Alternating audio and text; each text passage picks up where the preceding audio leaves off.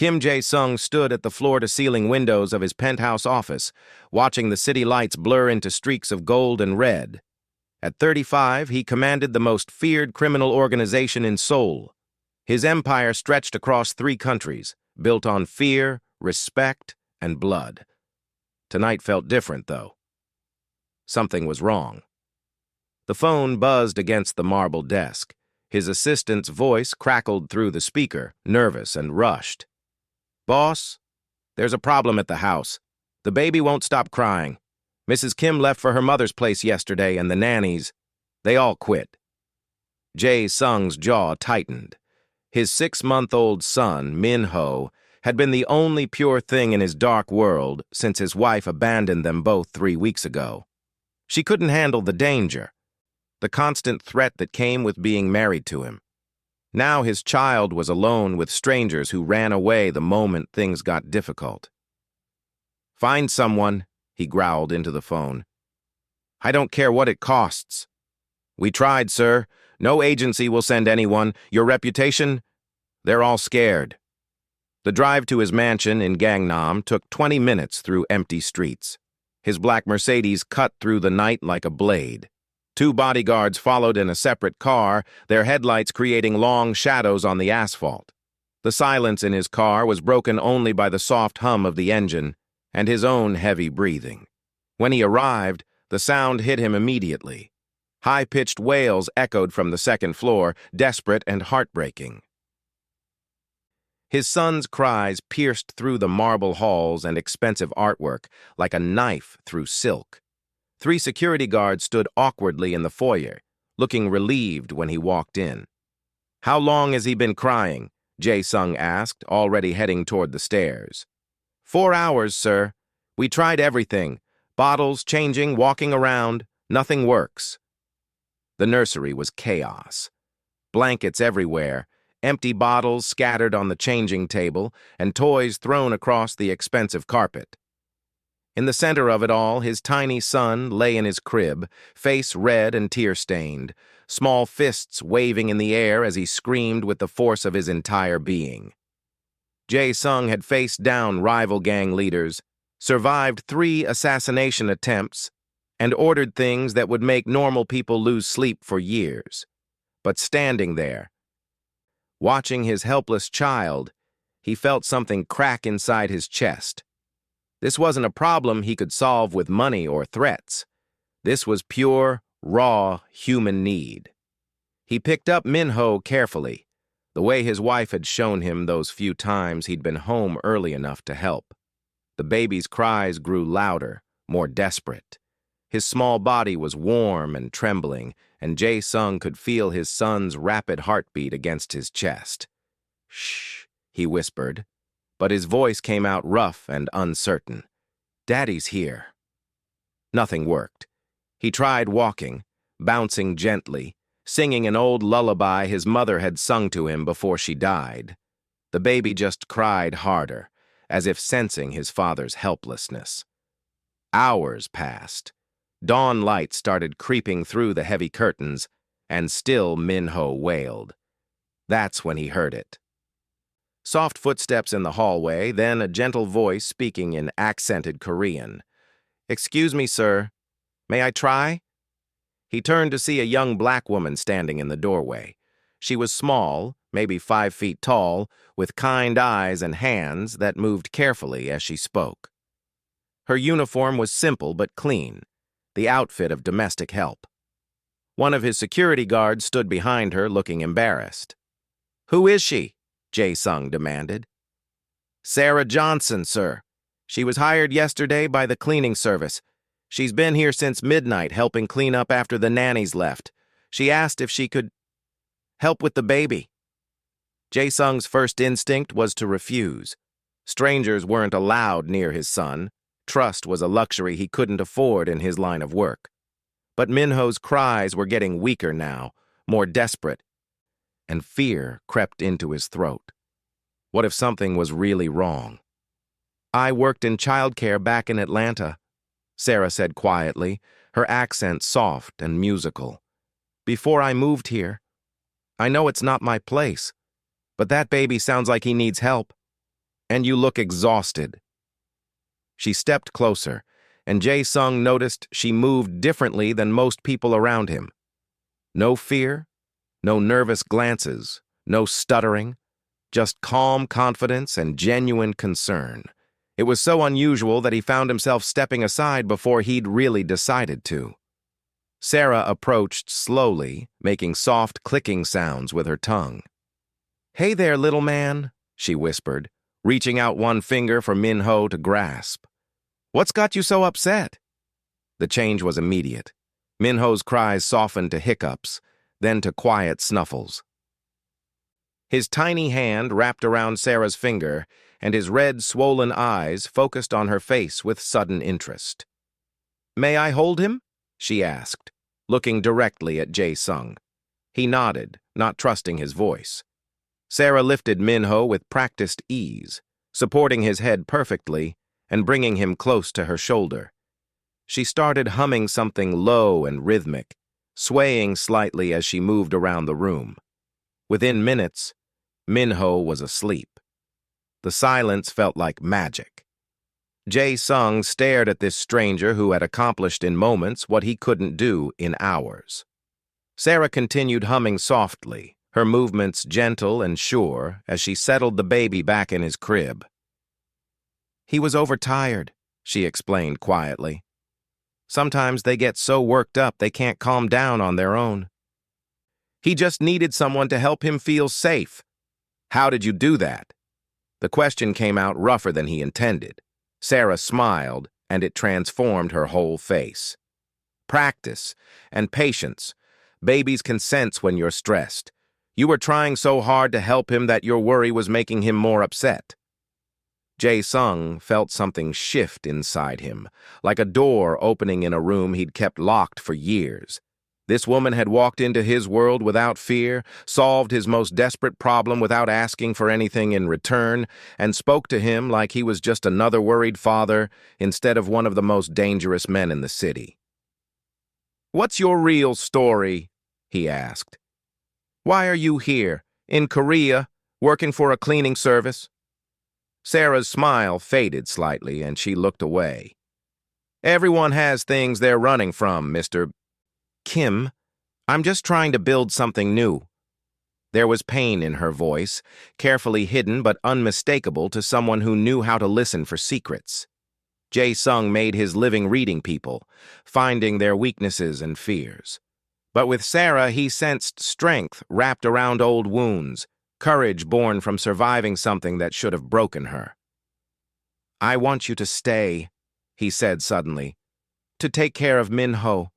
I'll pay you whatever you need." Sarah studied his face carefully. "I'm not a nanny, Mr. Kim. I don't have fancy certifications or references from rich families. I'm just someone who cares about children. That's exactly what he needs. What we both need." She was quiet for a long moment, looking down at the sleeping baby. When she finally nodded, Jae-sung felt relief flood through him like warm water. "I'll need my own room," she said, "and I want to know that I can leave any time I choose. No contracts that trap me here." Done. As Sarah gathered up the scattered toys and bottles, bringing order back to the chaos, Jae-sung watched her work. He was used to people who wanted things from him: money, protection, favors. But Sarah moved through his space like she belonged there, focused entirely on making things better for his son. For the first time in months, maybe years, Kim Jae-sung felt like he could breathe properly. He didn't know yet that this quiet woman with gentle hands and hidden strength would change everything he thought he knew about power, trust, and what it meant to be truly dangerous. The morning sun filled the nursery with golden light, and Min-ho slept peacefully in his crib. Somewhere in the distance, the city was waking up to another day of business and crime and ordinary problems. But in this room, something new was beginning. Something that would either save them all or destroy everything Jae-sung had spent his life building. Sarah hummed softly as she worked, and the sound seemed to promise that nothing would ever be the same again.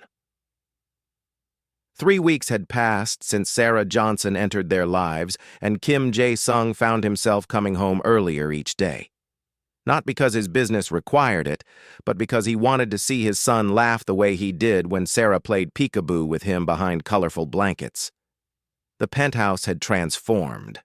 Where once cold marble and sterile surfaces dominated every room, now there were soft play mats scattered across the floor, picture books stacked on expensive coffee tables, and the sound of Sarah's singing drifting through halls that had only known silence or the harsh voices of business meetings.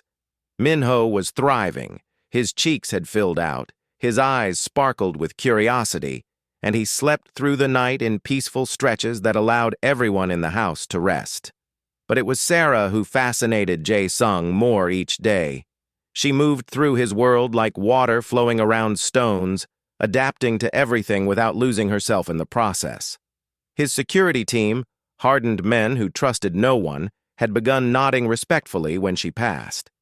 His housekeeper, an elderly Korean woman who had worked for his family for 20 years, chatted with Sarah in broken English, mixed with gestures and laughter.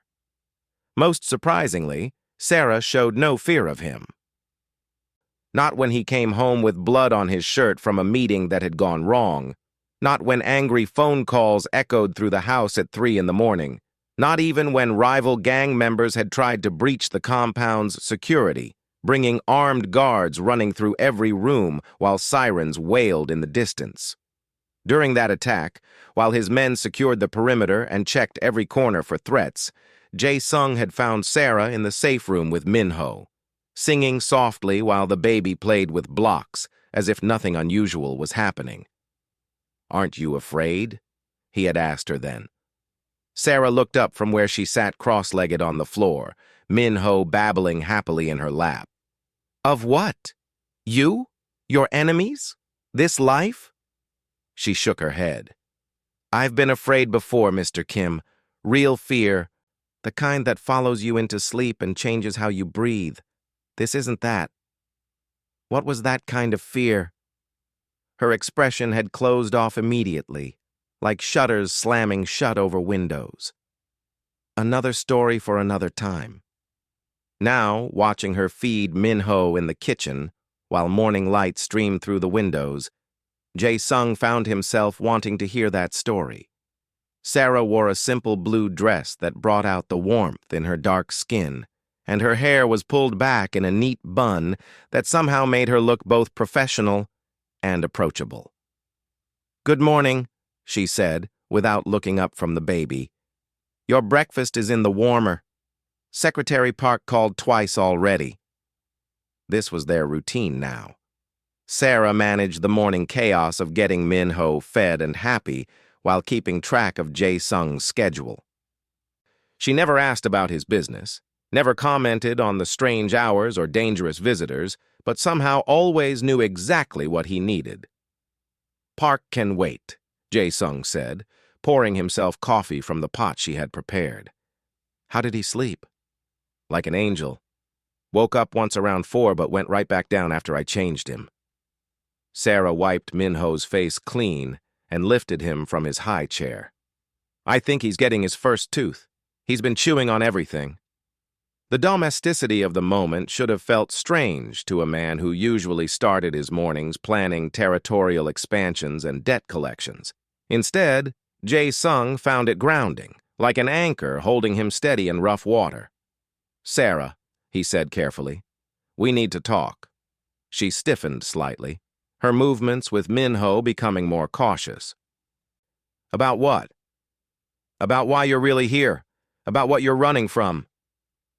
The silence stretched between them, filled only by Min-ho's happy gurgling as he reached for Sarah's earrings.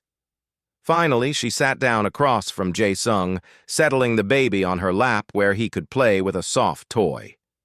"Why does it matter?" she asked. "I take good care of your son. I don't steal, I don't gossip, I don't bring problems to your door. Isn't that enough?" "It was, until yesterday." Jae-sung pulled out his phone and showed her a photograph. It was grainy, taken from a distance, but it clearly showed Sarah walking through the market near the compound with Min-ho in a stroller. A red circle had been drawn around her face. One of my contacts in immigration sent this to me. Someone has been asking questions about you. Specifically, someone with connections to law enforcement in the United States. Sarah's face went pale, and her arms tightened protectively around Min-ho. The change in her was instant and dramatic, from calm confidence to barely controlled terror in the space of a heartbeat. "Who?" she whispered. "That's what I need you to tell me. Because whoever it is, they have resources and they're not giving up. 3 different agencies have made inquiries about Sarah Johnson in the past week. FBI, Atlanta Police, and someone else my contact couldn't identify." Sarah stood up abruptly, pacing to the window with Min-ho still in her arms.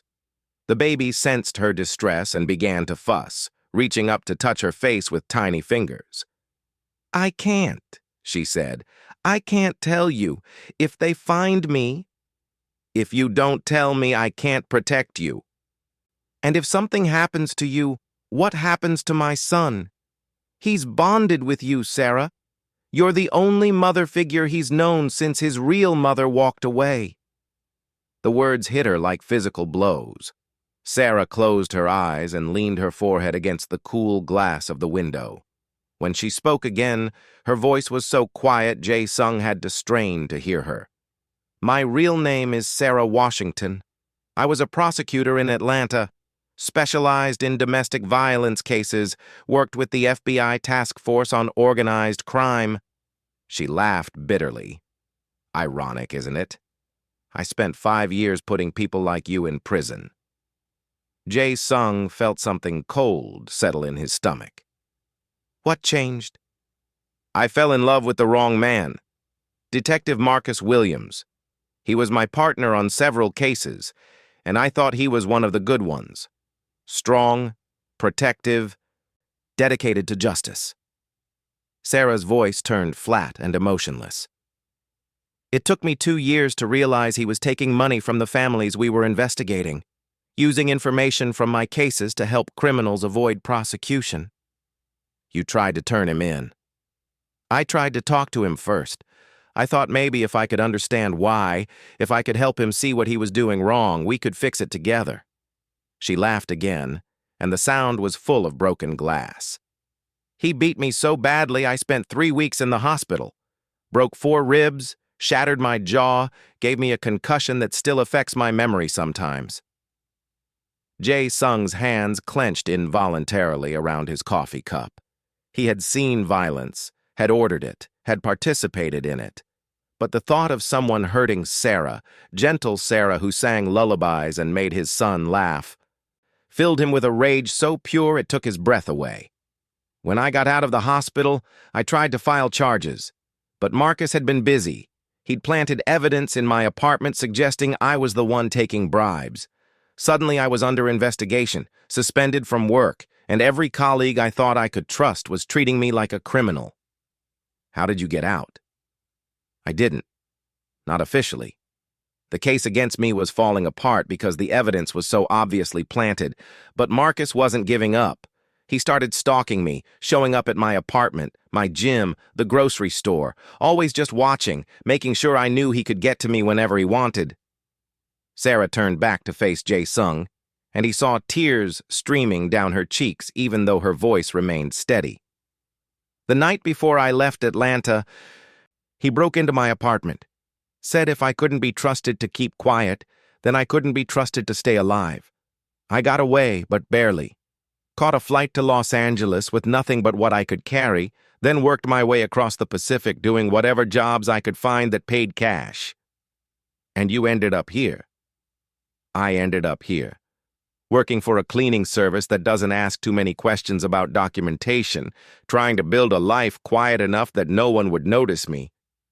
She looked down at Min-ho, who had fallen asleep in her arms. "I never expected this.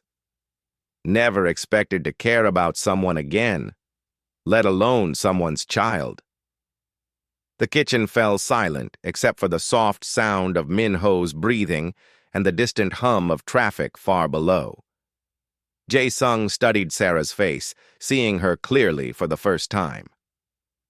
Not just the gentle woman who had saved his son, but a survivor who had lost everything and was still finding ways to give love to others. "This Detective Williams," he said finally, "he's the one looking for you?" "It has to be. He can't risk me ever going back, ever finding a way to expose what he did. As long as I'm alive and free, he's vulnerable." "Then we have a problem."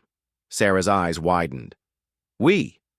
You think I'm going to let some corrupt cop from Atlanta come into my territory and threaten my family?" Jae-sung's voice was deadly quiet. "You're under my protection now, Sarah. You and Min-ho both." "Mr. Kim, you don't understand. This isn't just about me anymore. If Marcus finds me here with you, he'll use it against both of us." A Korean crime boss and a fugitive prosecutor. Imagine the headlines. Let him try.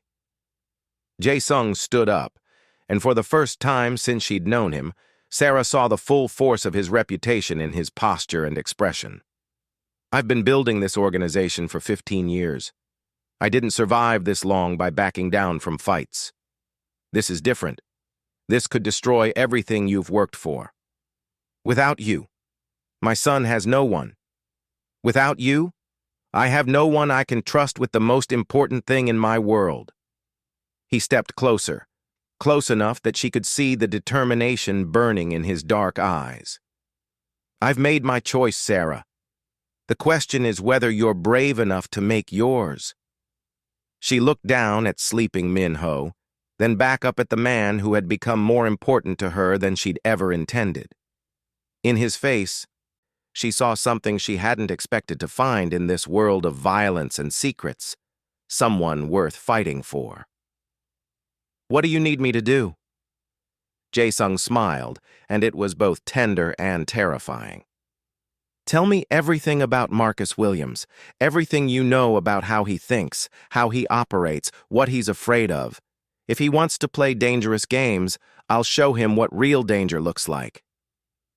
Outside the kitchen windows, Seoul stretched out under a bright morning sky, bustling with millions of people living ordinary lives. But inside the penthouse, 3 people who had found each other in the darkness began planning a war that would either set them free or destroy them all. Min-ho stirred in Sarah's arms, opening sleepy eyes and smiling when he saw the 2 adults looking down at him. In that smile, both Sarah and Jae-sung found something worth protecting, no matter what the cost. Detective Marcus Williams stepped off the plane at Incheon International Airport with the confidence of a man who had never lost a hunt. 6 feet tall and built like a linebacker, he moved through the crowded terminal with the predatory focus of someone who had tracked people across continents before. His badge and FBI connections had opened doors that should have stayed closed, and his carefully cultivated network of corrupt contacts had led him straight to Seoul. He had been searching for Sarah Washington for 8 months, 8 months of following false leads, bribing informants, and slowly piecing together the trail of a woman who had vanished from Atlanta like smoke. But corrupt prosecutors left traces when they ran, and Marcus was very good at reading those traces.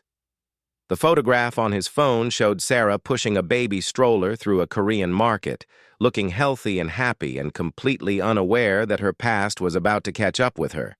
The intelligence report in his briefcase detailed her employment with a cleaning service that worked exclusively for one client, Kim Jae-sung, known associate of the Jopak criminal organization. Marcus smiled as he climbed into a taxi. Sarah had always been too smart for her own good, but even she couldn't have planned for this level of irony. The righteous prosecutor who had tried to destroy his life was now living under the protection of the exact type of criminal she had once sent to prison. The headlines would write themselves once he dragged her back to Atlanta in handcuffs. Meanwhile, in the fortified penthouse overlooking the Han River, Kim Jae-sung was putting the final pieces of his own plan into motion. The conference room on the top floor had been cleared of everything, except a secure phone line, 3 laptops, and detailed surveillance photos of Detective Williams arriving in Seoul. "He's staying at the Lotte Hotel," reported his chief of security, a scarred man named Lee, who had served in the Korean military before finding more profitable work. "He's already made contact with 2 of our police informants and someone from the American embassy." Jae-sung studied the photographs of Williams, memorizing the face of the man who had terrorized Sarah and driven her halfway around the world in fear. Nothing in the detective's appearance suggested weakness or hesitation. This was a man accustomed to winning, someone who had never faced consequences for his actions. "What about legal channels?" asked Park, his longtime advisor. "If we can prove he's here illegally or that his investigation has no official backing—" "He's too smart for that. The paperwork will be perfect, the authorizations will check out, and by the time we could challenge anything through official channels, Sarah would already be on a plane back to Atlanta." Jae-sung closed the file and looked around the room at his most trusted associates. This requires a more direct approach. The plan was elegant in its simplicity. Williams expected to be hunting a frightened woman hiding in the shadows of a foreign city. He didn't expect the shadows to start hunting him back. 3 days later, Marcus Williams sat in the lobby of the Lotte Hotel, frustration eating at his patience like acid. Every lead had turned into a dead end. The cleaning service claimed no knowledge of any American employee. The police contacts he had paid for information suddenly couldn't remember his name. Even the embassy official who had promised cooperation was now avoiding his calls. Seoul was a city of 10 million people, and someone was making sure that every single one of them had developed sudden amnesia about Sarah Washington. The message came that evening, slipped under his hotel room door while he was showering. Simple white paper with elegant black text. "If you're looking for Sarah Washington, come to Banpo Rainbow Bridge at midnight. Come alone." Marcus checked his service weapon, a Glock 19 that had traveled with him from Atlanta in a diplomatic pouch, and smiled grimly. After 3 days of being jerked around by locals who thought they could outmaneuver an American cop, someone was finally ready to do business. The bridge was nearly empty at midnight, just a few late-night joggers and couples enjoying the view of the river. Marcus walked to the center span, every sense alert for danger, and waited. The city spread out around him like a circuit board of lights, beautiful and alien and completely indifferent to the drama playing out on its bridges. "Detective Williams." The voice came from behind him, speaking perfect English with just a trace of Korean accent.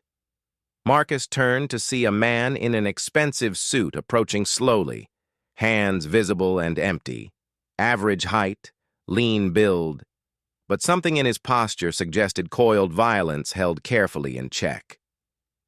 "You're Kim Jae-sung." "I am."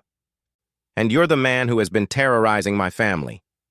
Marcus laughed, a sound like breaking glass in the quiet night air. "Your family? Is that what you call a fugitive prosecutor and a baby that probably isn't even yours?" "Sarah is under my protection. My son loves her. That makes her family." Jae-sung stopped just out of arm's reach, close enough to talk but far enough to react if Williams tried anything stupid. "You're going to leave Seoul tonight and never come back." "Am I?" Marcus let his coat fall open slightly, just enough to reveal the shoulder holster. "See, that's where you're wrong, friend. I didn't come all this way to go home empty-handed. Sarah committed crimes in Atlanta, and she's going to face justice for them. The only crime Sarah committed was trusting you. You know what I think?" Marcus stepped closer, his confidence growing as he sized up the smaller man. "I think you've been listening to too many sob stories from a woman who's very good at playing the victim. Did she tell you about the evidence we found in her apartment? The bank records showing payments from known criminals? The recordings of her passing information to defense attorneys?" "I think," Jae-sung said quietly, "that you planted all of that evidence after you nearly beat her to death." Marcus's smile turned predatory. Prove it. The attack came without warning. Marcus lunged forward, reaching for his gun with one hand while throwing a punch with the other. He had been in a dozen fights over the years, had put down resistance from suspects twice his size, and expected this thin Korean businessman to crumble under real violence. Instead, Jae-sung moved like water, flowing around the punch and striking back with surgical precision. The gun went flying over the bridge railing into the dark water below. Marcus found himself on his knees, gasping for air, while Jae-sung stood over him looking completely unruffled. I spent 10 years in the Korean military before I went into business, Jae-sung explained conversationally. Special forces. We learned to fight people much bigger than you. Marcus struggled to his feet, rage and humiliation burning in his throat. You think this changes anything? I'll go back to the embassy, file a report. Bring the full weight of the U.S. government down on your head. They'll extradite Sarah anyway, and you'll spend the rest of your life in a Korean prison. Actually, Jae-sung pulled out his phone and played a recording. I don't think you'll be doing any of that. Marcus's own voice echoed across the empty bridge, clear and unmistakable. Did she tell you about the evidence we found in her apartment? The bank records showing payments from known criminals, the recordings of her passing information to defense attorneys? Funny thing about evidence, Jae-sung continued. If it was real, you wouldn't need to plant it. And if Sarah really was corrupt, you wouldn't need to fabricate bank records and fake recordings.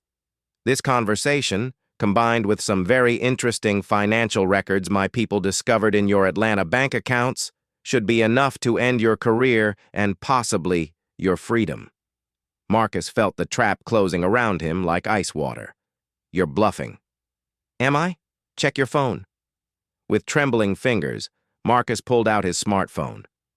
7 missed calls from his lieutenant in Atlanta, 4 voicemails from Internal Affairs, 3 text messages from his lawyer, each more urgent than the last. It seems someone sent a very detailed package to your department this evening, Jae-sung said. Bank records, photographs, witness statements, all very thorough, all very damning.